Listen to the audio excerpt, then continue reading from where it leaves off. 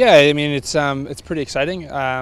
We've had a son here now, George, who's Australian, so it's nice to join him, and it's nice to know that you're being embraced by the country that you've lived in for 6 years, and the country's been very good to me, and the people have been as well. So, I look forward to hopefully being able to repay that. It's been quite a journey the last 6 years. I probably didn't expect to become an Australian citizen 6 years ago, but we felt very at home for the last few years now, and it's something that's a big step in our life.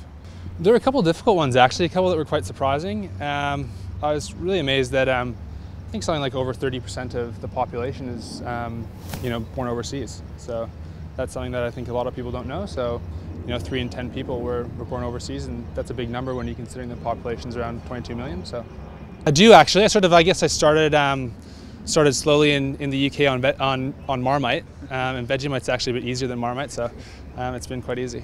Probably you can't get away from the maple syrup, and of course my accent is something that sort of gives me away, but for the most part I think Australians and Canadians in a lot of ways are quite similar, and it's been quite easy integrating.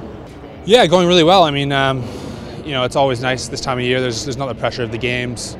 It's always hard work, but the boys get you through, and the weather's been fantastic here at the moment. It's just a sort of usual preseason for us. It's nice. Yeah, I'm not sure what Horst is planning on doing. I think you might see Kurt Tippett in there, Lewis Robert Thompson, Toby Nankervis has been looking good, Sam Naismith, Tom Derricks. There's a lot of guys vying for a spot, myself included.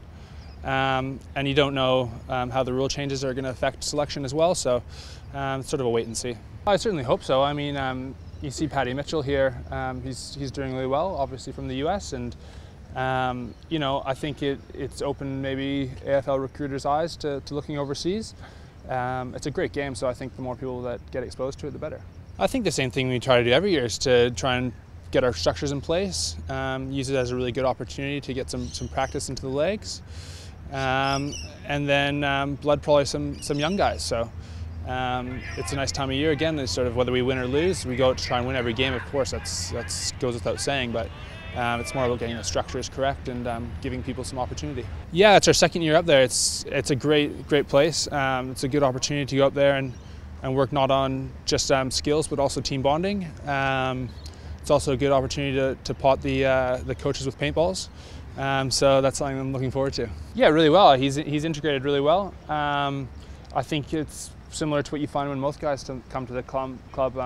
We've got a lot of players here who are from interstate, so they know what it's like to move house and home and shift up to Sydney, and I think he settled in really well. There's a bit of a different mindset, but that said, you've probably read it recently this month that whoever's in the ruck at the time is the #1 ruckman, and that's every contest you go into is very important for the team and for your midfielders, and you don't want to let them down at any time. So whether it's for the whole year or one contest, it's a pretty important spot. Do you stay here? Yeah, that's sort of the burning question in our minds. We constantly talk about it. It's really hard to say. I mean, the draw of family now that we have a young son and some young family members back home is quite intense. But we do love it here, and that's something that we'll assess in the years to come. But certainly the immediate future will be in Australia.